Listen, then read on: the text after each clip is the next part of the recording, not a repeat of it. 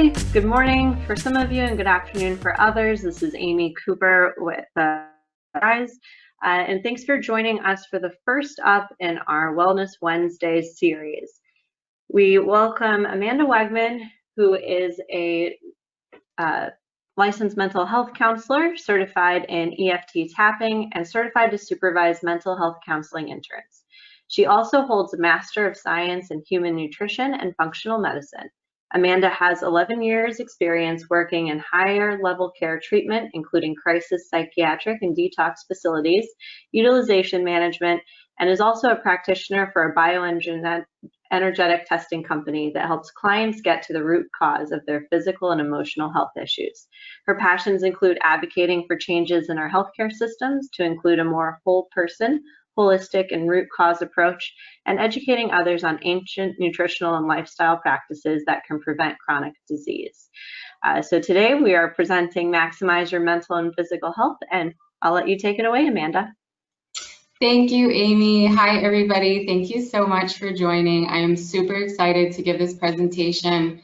It's basically my first thing that I've done like this, and it was really nice to get like all of my thoughts and everything that I've learned throughout the years into a presentation. So with that said, it is really, really informationally dense. You could go down a rabbit hole of learning in literally every sentence on this presentation. So if I talk a little fast, that's because I want to get everything in, and I really think that everything in the presentation is really necessary and like basic information that we all kind of need to learn or relearn. So again, my name is Amanda Wegman. I am a licensed mental health counselor and I have a degree in human nutrition and functional medicine. Just a brief history about me. Growing up, I was always more sick than everyone else. I had asthma, eczema, I had chronic bronchitis all the time, I got pneumonia, I was allergic to so many things, so my interest in holistic health and biohacking really started at a young age. Then I grew up and I went on to become a counselor because I wanted to help people with addiction issues and mental health issues because I had seen so much of that growing up. And within the first couple of years, starting in psychiatric facilities and detox facilities, I really saw that there was just a huge gaping hole in what they were teaching people and how to take care of yourself. I didn't learn anything about nutrition and various lifestyle practices and just holistic and ancient medicine. It's all like therapy and take your medications. So that's when I decided I was going to go back to school and learn about functional medicine, which basically means getting to the root cause of issues. And I wanted to really bring that holistic healthcare into mental health care. So first and foremost, what is mental health? According to the WHO, mental health is a state of well-being in which the individual realizes his or her own abilities, can cope with the normal stresses of life, can work productively and fruitfully, and is able to make a contribution to his or her community. This is important because coping is really the essence of good mental health. Good mental health is not feeling happy all the time. It is more so having the emotional flexibility to deal with all the emotions, and that includes sadness, anger, frustration, jealousy, all of those quote unquote bad emotions. It means being able to process big life events, even things that are traumatic, in a healthy way and move on. And mental health can really be defined in various different ways, and cultural influences are going to impact that as well. So what does influence our mental health? First of all, biology, genetics, beliefs, thoughts, feelings, emotions, stress is a big one. Life experiences, trauma, toxins, and these include both man-made chemicals and also biotoxins like molds. Circadian rhythms, being exposed to light and dark at certain times, physical health, movement, nutrition, relationships, and also what we consume outside of nutrition. And today we're going to touch base a little on each one of these bullet points. I know you guys have some other presentations on some of them already, so we might breeze over some of these big points, even though they're extremely important. So first, biology. The old way of thinking includes that our genetics are set in stone, that you get 50% from your mom, from your dad, we cannot change them. Oh, this runs in my family, I'm probably going to get it. that we are chemical beings, that our mental health and mental illnesses are because of a quote unquote chemical imbalance, and that includes neurotransmitters. Modern pharmacology focuses on this, that we are chemical beings only, and that is all medications, they focus on the chemical. Old way of thinking ignores the impact of our environment and what we consume on our biology. So again, that we have no input besides that, our genetics. It also, the old way of thinking shows that we should compartmentalize the body. And this, I think, is definitely the biggest drawback in Western medicine, that when you have something wrong with your stomach, you go to a gastroenterologist. When you have something wrong with your mind, when you're depressed, you go to a psychiatrist. And all these different compartmentalized doctors or physicians or practitioners, they never truly look at the whole self, the whole body, the spirit, it's all separated.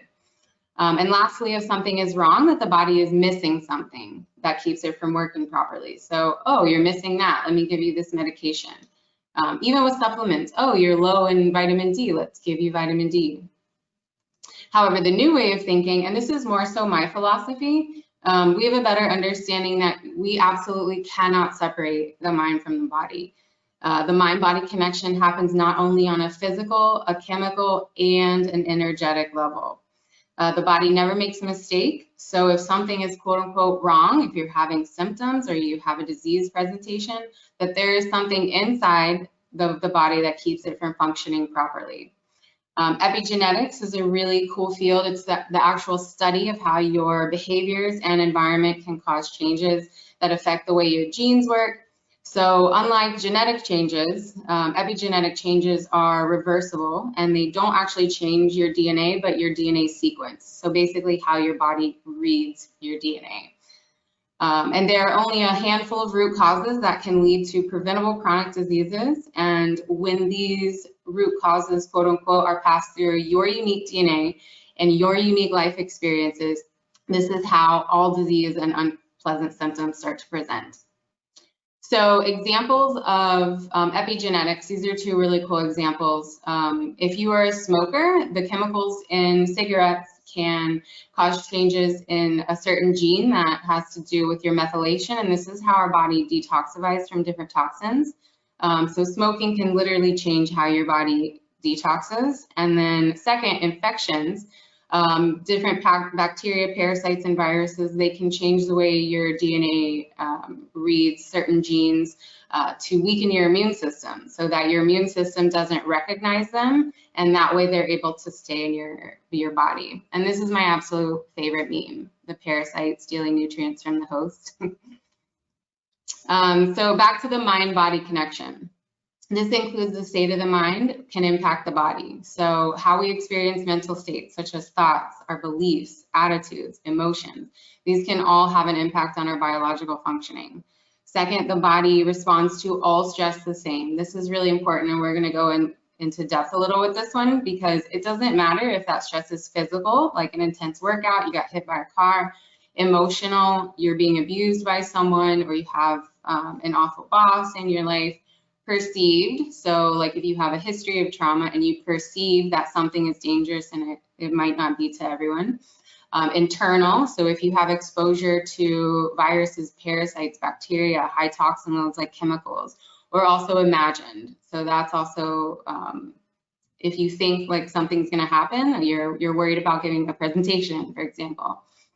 And then lastly, neurological pathways in the brain that process emotions can also connect with the spinal cord, the muscles, cardiovascular system, the gut microbiome, which we'll also touch on, the digestive tract, basically everything. That's that gut-brain connection. And then the other side of that is that the state of the body can impact the mind. So inflammation in the body produces chemical messengers, which include cytokines. And these can have a big impact on your mood, your focus, your cognition, and even behaviors. And then also many toxins, including bacteria, chemicals, heavy metals, molds or mycotoxins, parasites, viruses. These can all have a direct impact on the nervous system and brain health, and again, impact your mood and your behaviors. And lastly, your physical activity and movement. And this includes movement of your organs in the body, moving toxins out. This can improve your cognitive and mental health, as well as prevent toxins and emotions from becoming stagnant in the body. So this is a list that I created that are amazing mind-body techniques that you can utilize daily as much as you can. This list can be so much longer. This is just like a good general list of things that you can do, like self-care practices. And remember this list because we're going to come back to a lot of these things and it's going to come up again and again. Mindfulness, I know you guys have a presentation on already, so I'm going to skip that one.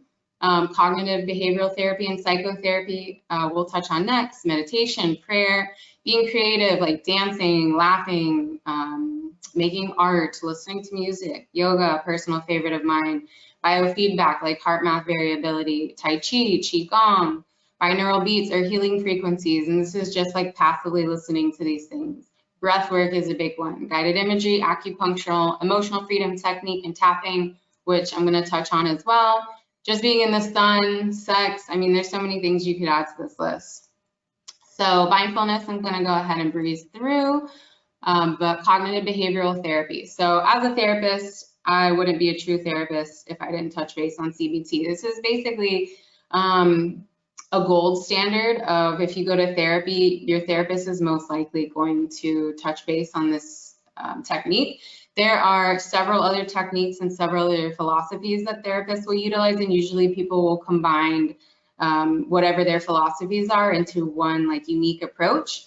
But just in general, you can learn cognitive behavioral therapy techniques and you can use these on yourself. So it's based on the principles that psychological problems are due to irrational, unhelpful, or unhealthy ways of thinking, and that these are based on learned patterns.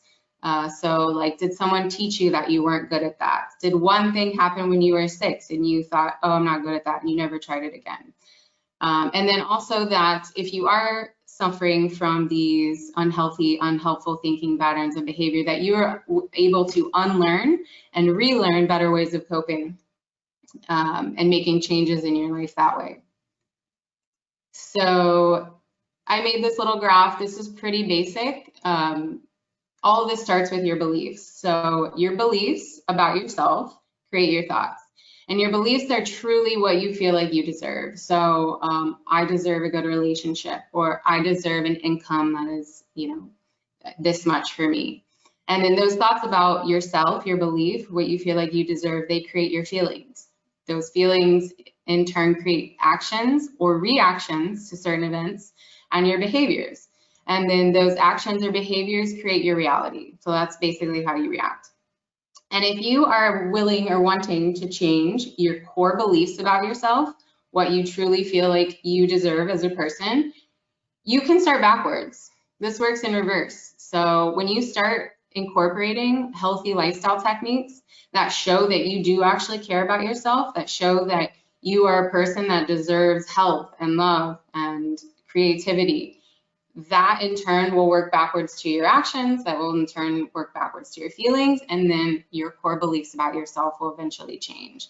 And that might not be, you know, in 1 week of changing, that could be years. You know, sometimes these things take a long time to change, but it all starts with your daily practices.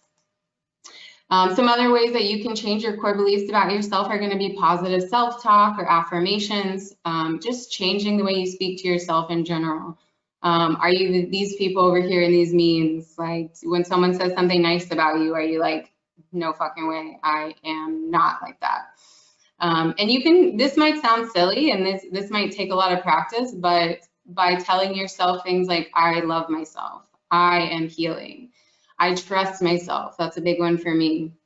If you're trying to change something, or there's something about your body or the way you act that you don't like, try telling that part of you that you love it. So I love you, stomach. Thank you for holding my organs. Thank you for digesting my food. Start with love and gratitude, and eventually you'll start to see these thoughts about yourself and the way you speak to yourself start to change. Another one of my favorites is the abundance of the universe is available to me. And this has to do with what you feel like you deserve for like an income or money. A lot of us can have blocks on our income or like what we deserve financially. So this is another one of my favorite memes, the unhealthy coping mechanisms table. I don't personally think that changing your hair color should be on this list, and I actually have it in my big long list of healthy coping mechanisms and healthy daily practices. So you can decide, some of these can be good or bad, just depending on the situation. But if anyone would like this list, you can always send me a message or an email at the end, and I can give you a big list. I created this list in the beginning of quarantine just because everyone seemed to be pretty bored and like wondering what they should be doing. And there's just a million things out there that are healthy for you and that can benefit you. All right, so stress. This is a big topic, and it's really amazing to learn because, like I said in the past couple slides, stress, your body reacts to it all the same. So it can be physical, emotional, psychological, toxin or biotoxin induced, or imagined. You have something big to do and you don't want to do it, that is imagined. You haven't done it yet. There is no stressor yet. So the fight or flight response, you've probably heard of fight or flight. This is part of the sympathetic nervous system. So think of sympathetic stress, stressor, sympathetic S. And this is a fast acting. It moves along very quickly. You don't have control over when your sympathetic nervous system is going to activate. It recognizes a stressor, and then the cascade of events start happening. So the sympathetic nervous system will activate the HPA axis, hypothalamus, pituitary, adrenal axis, and the hypothalamus stimulates pituitary, norepinephrine and epinephrine are released. Pituitary secretes ACTH, ACTH stimulates the adrenal glands, and then the hormone corticosteroid or cortisol is produced.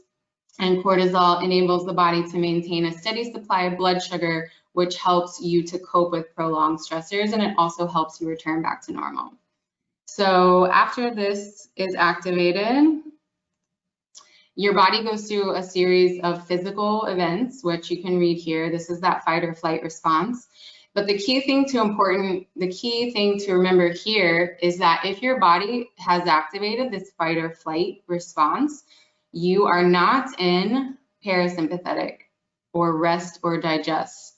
And this is how your body heals. This is how your body maintains balance, homeostasis. It digests food. It does maintenance on anything that might need healing. And you can read the physical list of things that happen while you're in parasympathetic nervous system. And guess what actually activates parasympathetic nervous system? Back to this list. So if you are in fight or flight, if you are overwhelmed, if you are feeling anxious, any of these things are going to help bring back that mind-body connection and activate the parasympathetic nervous system. So figuring out something on this list, one or two things even that you are able to do, that interest you, that you will do every day, or you're able to practice yourself. This is so important to maintaining a good balance and a healthy body, a healthy mind, good mental health, all of that. So I'm not stressed. People constantly say this. You might have a really awesome job and a great relationship and your kids are great or whatnot, but there are things that can be stressful to you that you might not even realize. When I went through a period where I was extremely stressed to the point where my hair was falling out, my cortisol was in the floor, I didn't think I was stressed. I thought that I loved my life. But turns out, when you have a packed schedule, when you have to deal with traffic, if you have unknown biotoxin exposures, stealth infections floating around in your body, that is all causing stress. If you have unresolved trauma, if you don't get enough sleep, if you use drugs, alcohol, certain medications, if you're over-exercising, if you're constantly be exposed to EMFs or radiation, if you're on your phone or your computer 100% of your day, all of those can be causing you stress without you necessarily thinking that you are in a stressful situation. All right, so trauma. This is such a huge topic that I'm only going to briefly touch on it. Trauma, or you can call it adverse childhood experiences, these can lead to changes in your epigenetics, in your DNA, that can lead you more susceptible to not only mental health disorders, but also physical disorders. Again, you cannot separate the mind from the body. So if you have mental health symptoms, you are more prone to those physical health too. The mental health diagnoses or symptoms can include PTSD, which is pretty obvious, anxiety, depression, bipolar, hallucinations, borderline personality disorder, substance abuse, antisocial behavior or personality disorder, and eating disorders. And then there's also lots of research that show that those with lots of childhood trauma or significant childhood trauma are more prone to autoimmune diseases, gastrointestinal symptoms, poor health, diabetes, obesity, even early mortality. And again, those epigenetic changes can occur in your methylation pathways, which is how you detox, as well as your stress response system. So those that have experienced a higher rates of trauma or more significant trauma, they can be prone to your DNA preventing the body from detoxing that norepinephrine and epinephrine, so they continue to circulate. So people, after a stressor, regardless of the size of stressor, they can remain more hyped up. That stress response system can be activated for longer than someone who has not been experienced significant trauma. Inflammation, this is a huge topic as well. I'm sure you've heard that inflammation is the devil. It literally leads to every kind of chronic disease as well as mental health issue. In general, inflammation in the body is needed. You know, when you run into a table and you cut yourself, you need inflammation, you need the heat, you need the swelling, you need all that to happen so that it can heal. But the issues happens when there's chronic inflammation, and that can happen from that list that I gave you earlier: chemicals, biotoxins, heavy metals, all of that. And basically what the body does is the body releases cytokines, which are chemical messengers. They release a lot of other things too, but cytokines is the big one here. And cytokines can impact your mood, your focus, your cognition, and your behaviors. When I first learned this, I actually cried, because when I learned there's several cytokines, but the three big major inflammatory cytokines, interleukin-1, interleukin-6, and tumor necrosis factor, these are the basic cytokines that get released in any kind of inflammation. And look at what the behavioral changes or the mood changes occur when they release. Interleukin-1 correlates with depression, fatigue, anhedonia, which is like lack of motivation, not wanting to do anything. Interleukin-6 correlates with increased anxiety, and tumor necrosis factor is correlated with hostility. And I cried because what does every single person with a mental health issue, every single person you've ever encountered in a hospital, whether that's for mental, psychological, or physical reasons, what do they always present with? Depression, anxiety, hostility. And you can actually measure inflammatory cytokines in the blood. It doesn't necessarily give you answers as to why you have the inflammation, but it's still definitely a measurable way that you can tell, like, maybe you have anxiety because you have really high interleukin-6, and there are like different herbs and things like that that you can take to maybe combat that. But we think biologically the reasons for this is that when you are depressed, when you're fatigued, when you want to lay in bed and not do anything, you're withdrawn so the body can heal. This is allowing for that rest and digest parasympathetic nervous system to be activated so that it can heal from the bacterial infection, from the viral infection, whatever it is. The anxiety, they don't really necessarily know, but they speculate that this is so that you're anxious and it motivates you to take better care of yourself. And this can feel like, oh no, I'm getting sick. Oh crap, I can't get sick right now. I have so much to do. That kind of correlates with that feeling. And then tumor necrosis factor and hostility, the biological reason we think is so this gets you away from people, so people don't want to be around you, so that it limits the spread of whatever the disease is. And then this is just a basic chart that goes through like the whole stress response system and demonstrates your limbic system. So you can see like the HPA axis gets activated, cortisol gets released, cytokines get released, it goes in a big loop. All right, and then so toxins. This is my favorite section. These are the things that can make you sick. So we already went through the psychological one, stress, abuse, trauma, but chemical toxicants such as heavy metals, pesticides, and herbicides. Think about your beauty products. What do you lather all over your body every day? It gets absorbed by your skin. Biological toxicants such as viruses, bacteria, mycotoxins or mold, parasites. Physical toxicants like radiation, trauma, like breaking your arm. Metabolic toxicants are things that your body does in response to some of these above toxicants, like do you have elevated ammonia because you're not sleeping, because you're drinking too much alcohol. Psychological toxicants, again, stress and abuse, and then hypersensitivity toxicants. This is going to be like a true allergy. All right, so I'm not going to go through each of these sections, but this is just a general overview of what bodily systems that each of these toxins will impact. So you can read here if you want a copy of this slide. I'll be more than happy to give it to you, but just in general, remember, you can't separate the mind from the body. So if all of these organs are being stressed by something on this list, regardless of what it is, that means your brain, your mental health, that's all going to be impacted too. And I love this meme. Well, it's sad really, because when you watch like a TV show, doctors and dramas are like, oh my gosh, we have to figure this out. And it's always some real crazy obscure thing that was making the person sick. But in real life, if you went to a doctor and you started to talk about, oh, I think mold is poisoning me, or can you check me for parasites, they are gonna look at you and laugh probably and be like, no, I think you're fine. I think this is all in your head. So I went ahead and just chose 3 of some pretty significant toxins in each of these categories. There is just like thousands and thousands that are in this list, but I highlighted all of the quote unquote mental health or nervous system stressors that you can feel if you've been exposed to some of these toxins. Bacteria Borrelia is the bacteria that can cause Lyme disease.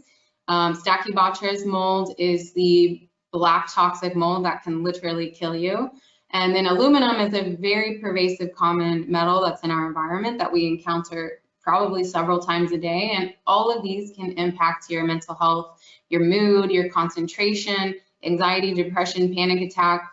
And if you went to a doctor and you gave him this list of symptoms, especially a psychiatrist or a therapist, when was the last time they're going to ask you if you've been bit by a tick, or if you live in a mold or a water damaged building, or you go to school in a water damaged building? These are things that are just sadly not in our mental health systems that hopefully I can bring to light and other people can help bring to light that need to be addressed in every person. All right, so now that I've scared the crap out of you guys and you're afraid that you're filled with toxins, what can you actually do on a day-to-day basis? That big list of mind-body connection activities is really important, but so is circadian rhythm. And this is just basic how you can get your body to work as best and your mind work as best as you can to help keep things moving and to not get stagnant and full of toxins and not be able to move them out. So this diagram, this is the Ayurvedic chart that shows circadian rhythm and when different organs and organ systems quote unquote detox. And I love this chart because not only does it show like when certain times of day are, when you should do certain things, what is best for certain activities of those times, but it can also give you some insight. Like, do you get tired around the same time every day? Do you wake up in the middle of the night at the same time? A lot of people will wake up at that 1 a.m. to 3 a.m. time slot because that is when the liver is going through its detox. And the liver is your master detox organ and can get really stagnant. There's a lot of other reasons you could be waking up at that time, but that's just one great example. So lightness and darkness are going to impact the autonomic nervous system. And autonomic means automatic. That's easy to remember. These are things that you can't really control. So like the releasing of certain hormones, certain neurotransmitters, things like that. That's all part of your autonomic nervous system. And when you wake up in the morning and you see sunlight, you get that full spectrum of red lighting in your eyes. That actually spikes your cortisol, which is good in the morning. It's actually anti-inflammatory.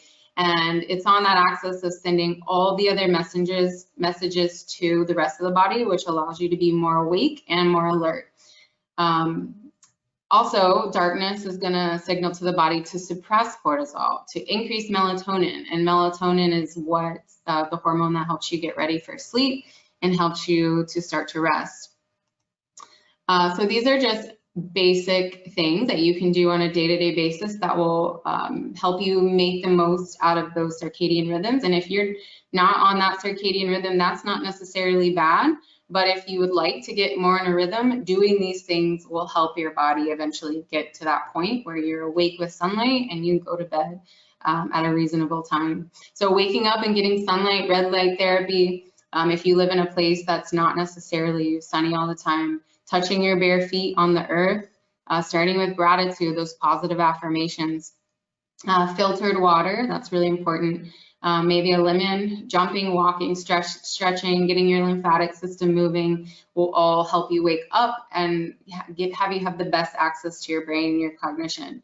And then at dark, melatonin is very, very sensitive to blue lighting. So that's your phones, screens, TVs, computers, all of that emits a bright blue light. And when your eyes see that, it suppresses your body's ability to make melatonin. So what you want to do to avoid having your melatonin suppressed is going to be to get off your phones, limit your screen time. You can wear blue blockers, which are glasses that will block out a little bit of blue. There are programs you can put on your phones, computers, and TVs and things like that. And then also you want to let your body do what it does best. So you want to avoid exercising, caffeine, and eating within like 3 hours of bed.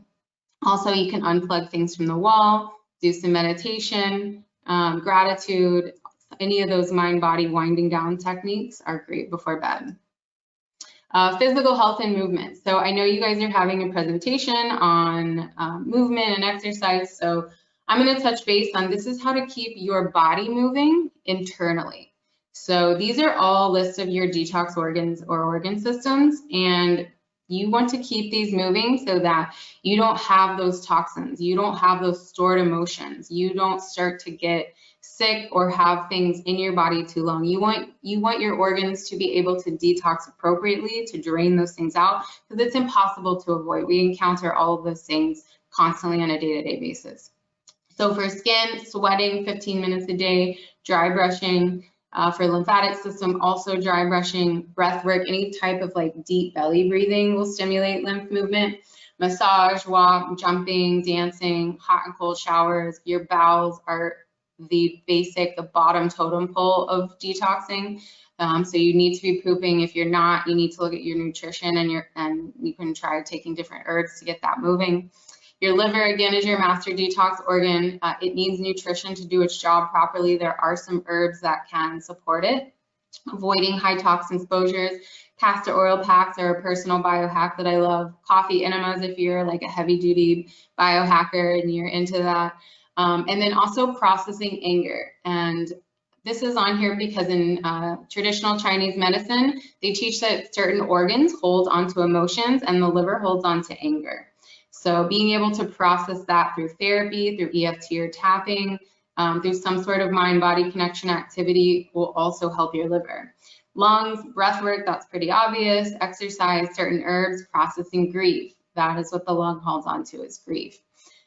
Kidney, this is another main detox organ, so avoiding toxin exposure, herbal teas, keeping hydrated, and processing fear. The kidney holds on to fear. And bile, you can keep this moving by bitter herbs before you eat your food and also by chewing your food really well. Nutrition, I'm not going to touch very much on this because I know you guys have a lot on this as well, but just in general, we have made nutrition so much more complicated than we need to. There is no one size fits all approach as long as you are eating a whole, clean food diet. So that means organic, grass-fed, wild-caught, certified humane, and they are whole foods like an apple, beef, broccoli, not processed foods. That is what has been shown in every literature, all kinds of research to help people. It could be vegan, it could be carnivore, it could be paleo, whatever it is. Dairy, gluten, soy, and corn are usually the most inflammatory, but some people are even able to tolerate those. So you just have to do some digging to figure out what's best for you and avoid those chemical exposures and processed foods, and you're good. Also, your genetics can impact which diet is right for you. And also, if you have a really high toxin load or you're dealing with like one certain kind of toxin, so like for example, sugar, starchy carbs, those kind of things can feed yeast overgrowth. And dairy, if you have a dairy sensitivity, that could be because of parasites that can activate that. And then also, what do you like? Like, you have to like eating. It's such a huge part of your life. All right, the gut-brain axis. So our microbiome, the gut microbiome, is a very delicate balance of good, quote unquote, and bad bacteria, as well as yeast or candida. And maybe even some parasites. We all encounter parasites. This isn't unusual. Some we will never notice. They'll go through their life cycle and we'll move on. There's even research that some parasites may be beneficial for us, but that's still to be further researched. How does it impact your mental health? Well, the gut microbiome makes 80 to 90% of our serotonin, which is your happiness neurotransmitter. Serotonin also converts over to melatonin, which, if you remember, that's the hormone that helps you fall asleep and regulates deep sleep. The term gut dysbiosis is a term used when that balance of good, bad, yeast gets disrupted. And this can mean that bad bacteria, which is opportunistic, meaning in the opportunity it's going to overgrow. Same with yeast. You could have a yeast overgrowth. Parasites can be there, stealing your nutrients, causing inflammation. Or you might have what's called leaky gut or intestinal permeability, which means that there are pockets or inflammation in that mucosal layer of the digestive system, which kind of looks like a shag carpet. And when you eat processed food, when you drink a lot of alcohol or use drugs and medications and stress, those can all leave holes in that shag carpet, which what happens is non-digested particles of food get through into your body, and your immune system sits right behind that gut mucosal layer. And then the immune system does not recognize it because it's not completely broken down. It starts to flag it as this is not supposed to be here. We don't know what it is. And that's when you can start to get more food sensitivities and react to things, and your immune system is in a constant state of reaction. Your gut microbiome and brain, they are connected via millions of nerves surrounding the spinal cord, which includes the vagus nerves. There's more than one. Remember the mind-body connection, that the very thought of eating can release stomach juices. So if you think of like Pavlov's dogs, when he rang that bell, they started salivating. That's the brain telling the body what to do. Also in reverse, feeling anxious can contribute to an upset stomach. Remember that any stress impacts our ability to quote unquote rest and digest. And then also intestinal distress can contribute to anxiety, stress, and mood issues.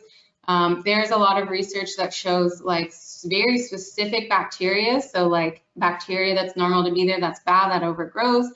Or in this example, I use Campylobacter, which is a type of bacteria that can cause food poisoning, but it has been showed directly linked to panic attacks when it is present in large amounts in the digestive system. Also, yeast overgrowth or candida, this is very well known to lead to mood issues, cognitive issues, brain fog, forgetting words. It can be a real pain.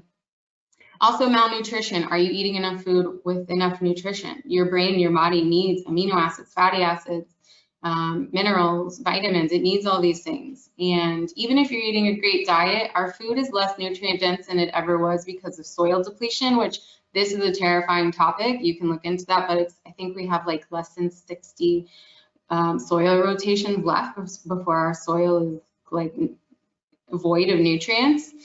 The intestines are responsible for nutrient absorption. So again, if you have leaky gut, you're not going to be absorbing nutrients. Are parasites present stealing your nutrients? Parasites love heavy metals. They love minerals, especially iron. So if you are low iron, you take iron, nothing happens, look into parasites. Here's just another list of things that affect the gut-brain axis. Antibiotics, of course, it's wiping out all your bacteria. It leaves the yeast available to overgrow. Pesticides and herbicides have an antibiotic-like property. Chemicals, inflammatory foods, alcohol, drugs, stress, parasites, and pathogenic bacteria like the Campylobacter. Those can all impact your gut. All right, so next topic, relationships. This is such a heavy topic. I put some graphs over here for different like parenting styles and relationship patterns, codependency, but just in general, your childhood, your traumas that you've experienced, they make a big impact on like your relationship patterns and how you present, again, how you think about yourself. Go back to thinking about cognitive behavioral therapy.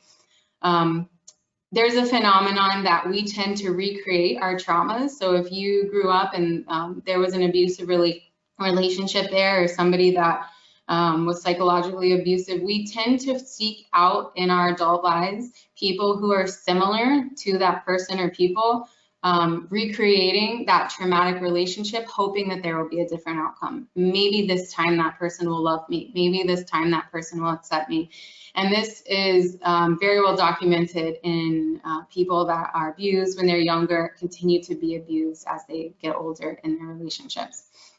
If you want to change your patterns of relationships, awareness, so realizing what you're stuck in, why it's happening, going back to that cognitive behavioral therapy, what do you truly feel like you deserve, seeking out therapy as well with a professional, and then again, lifestyle changes. Our core beliefs are shown through our daily practices.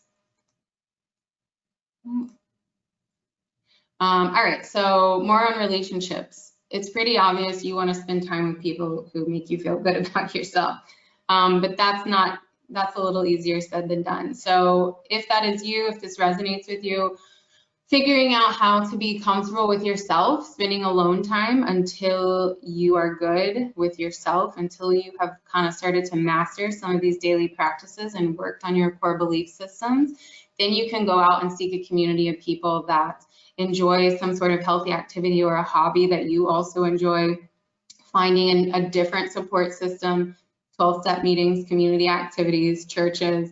And then social media is such a big one these days just because we are all on it, we're all quarantined, everything's on the computer now, but unfollow, delete, block, get rid of people who suck, that are not making you feel better about yourself and that contribute to you comparing and self-esteem, and find accounts that are positive, that influence you in that way. I love my Instagram because everyone I follow is in health and wellness, and they're all like focused on changing the world and healthcare. So just get rid of the people that aren't serving you. And then lastly, what you consume. So this is more than just your diet. This is the news. You know, are you watching the news every day, an update about Donald Trump and what's happening with coronavirus? That is stressful. Endlessly scrolling social media, comparing yourself to others. Reality TV, this is a big one that I try to teach people about. If you are watching people argue constantly, again, your body reacts to stress in the exact same way, regardless of if it's real or imagined. So you are still putting your body in that sympathetic nervous system just by watching people on TV arguing. Politics, gossip, shallow breathing, we need to take those deep breaths to keep our lymph moving, and then other people's energy. You know, do you have to be around people that really suck the life out of you? Lastly, EFT. This is my favorite mind-body connection. I'm just going to breeze through this. I think we are probably at time. Yeah, perfect. So EFT stands for Emotional Freedom Technique. There's a lot of research that shows that EFT is great for combining elements of cognitive restructuring and exposure to techniques with acupoint stimulation. So basically what EFT works on is that limbic system, that stress response system. Think of that picture I showed earlier, that circle, and it works on your body's energy system. Think about acupressure or acupuncture points. It is the meridians where multiple of these energy systems come together or cross each other's paths. And basically what it does is you think of a problem and it brings attention to that problem, and it helps to signal to the amygdala that it's okay to have that problem, and you correlate or you accompany that with a positive affirmation about yourself, which helps to calm your reaction or the stimulation to whatever that problem is. So on the next slide, I have the EFT tapping points. Basically, what you're going to say is you think of a problem, let's say it's anxiety, and you are going to take 2 fingers and you tap on your karate chop point and you repeat the phrase that even though you have anxiety or you have this anxiety towards blank situation, I still love and accept myself. And you repeat that about 3 times on the karate chop point. And then the next one is the top of the head, and you repeat, even though I have this anxiety, I still love and accept myself. The next point is in the inside of the eyebrow. Same thing, repeat. And then to the left of the eyebrow, same thing, repeat the phrase. The next one's underneath the eye. The next point is under the nose, above the lip. The next one is under the lip on the chin. The next point is follow the collarbone all the way to the end. And then the last pressure point is under the arms, so like where your bra line would be. And for each of those tapping points, you repeat the phrase, even though I have this anxiety, or I have this depression, or I have this issue, I still deeply and truly love and accept myself. And you do that at least 3 times. You can do it more than 3 times if you'd like, until you feel like that anxiety has lowered. So you want to rate your reaction to your anxiety prior to doing the tapping and after. And this sounds really weird and woo-woo, but there's actually, you can see on this slide, there's so much research that is peer published. And this includes anxiety, phobias, PTSD, depression, food cravings, eating disorders. There's a big list of issues that EFT tapping is great to work on. So I think that I'm done. Here's my references, and then this is where to find me. I do most of my stuff on Instagram, not really Facebook, or here's my email. So I hope this was helpful for you guys. Thank you so much.